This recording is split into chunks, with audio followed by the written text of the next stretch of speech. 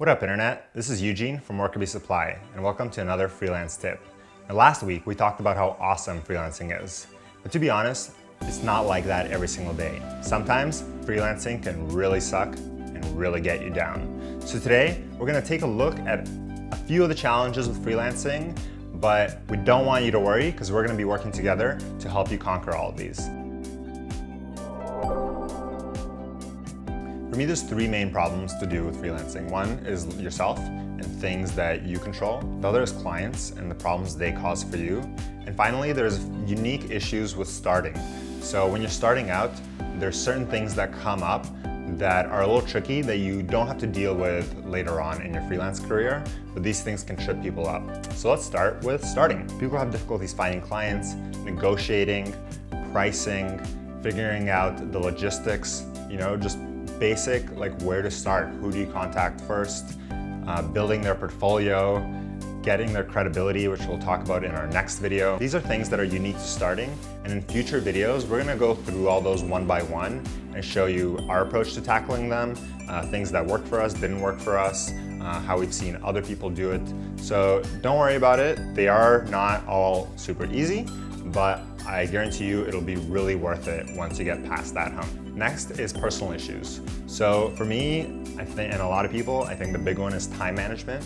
As a freelancer, you don't have a boss kind of being like, you need to do this at this point. And a lot of time you end up not having a lot of work and then taking on a bunch of work and all of a sudden being flooded by that work.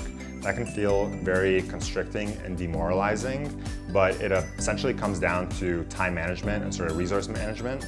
I think the longer you do it and the more attention and thought you give to it, the less problems you will experience with time management. Now, it's not going to solve all your problems because there will be swells of work and you'll have to put in long hours and there will probably be quieter times, but you can definitely do things to even that out. So if that's something you struggle with, let me know in the comments and we'll get one of those videos going for you soon. Next is the gap. So a lot of people have probably watched the video with Ira Glass from This American Life talking about the gap, and essentially is the space between where you know the kind of work you want to be doing, but your ability is not quite there. So you're super critical of yourself because you know your work isn't where it should be, but you haven't quite gotten there yet. And that's something creatives, entrepreneurs, anyone who takes on sort of self-driven projects has to go through and experiences, and it's totally normal. So if you're feeling that right now, you're feeling that frustration, it's totally cool. We're gonna look at some ways to kind of get rid of that frustration, but also things you can do to kind of like narrow that gap or bridge that gap. And then finally, once you've gotten started, you figure out your own problems, there's the clients. So oftentimes, clients are amazing, wonderful people, and you'll get along really well with them and work will be great. But I think it takes a while for you to realize the kind of people you want to work with and the kind of people that suit your working style. So not all clients are the same, and it's often can be hard at your first interaction to sort of get a feel for if this will be a difficult client or a really nice client and pleasant client to work with.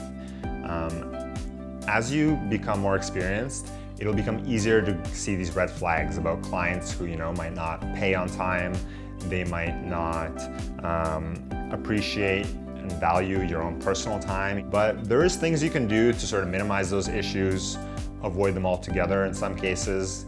But ultimately, you need to constantly be reevaluating your clients, finding new clients to replace bad clients with. And frankly, if you have a really shitty client, don't work with them again. And it can be hard to refuse those projects early on, but I think you'll realize it does not only improve your day-to-day life and happiness, but other clients will see you not working for them.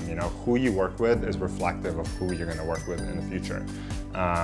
So if you're continually working with a really negative client, they will keep hiring you potentially, and might even spread your work to their annoying negative client friends who will then also come. And then when you start getting offers, it can be hard to refuse those offers. So what we recommend is as soon as you realize this is not a great relationship, remove yourself from that relationship as smoothly as possible. Usually that means finishing the project, and then in a variety of ways you can politely decline future work from them. We can look at dealing with toxic clients in another video. So if that's something you're struggling with right now, let us know the issue you're dealing with in the comments below, all right? So I think that's like a spectrum of the issues you'll experience freelancing. Every industry is unique.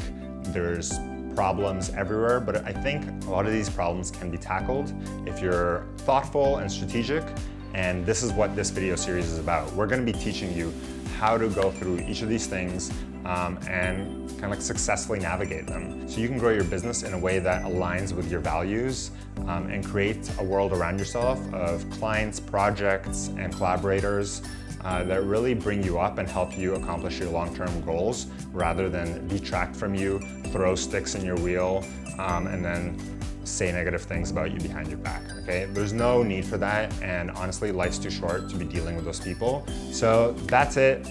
I hope it doesn't put you off freelancing, because I do think the benefits really outweigh the costs, but it's not gonna be a walk in the park, you know, otherwise everybody would be doing it.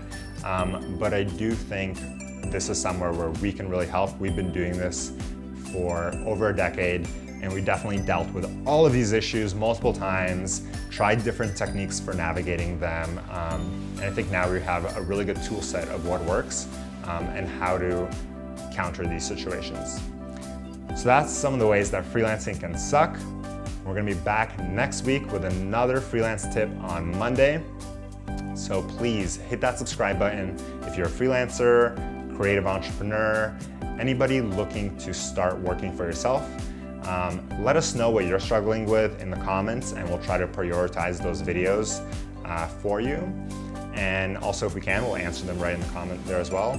And give us a follow on Instagram. We're at WorkerBeeSupply. We're often posting a lot of cool projects by other creatives, business owners, showcasing their work, talking about events for creatives and freelancers, and sharing different tools and things we use. So give us a follow there, hit that subscribe button, and we'll see you next week. Peace.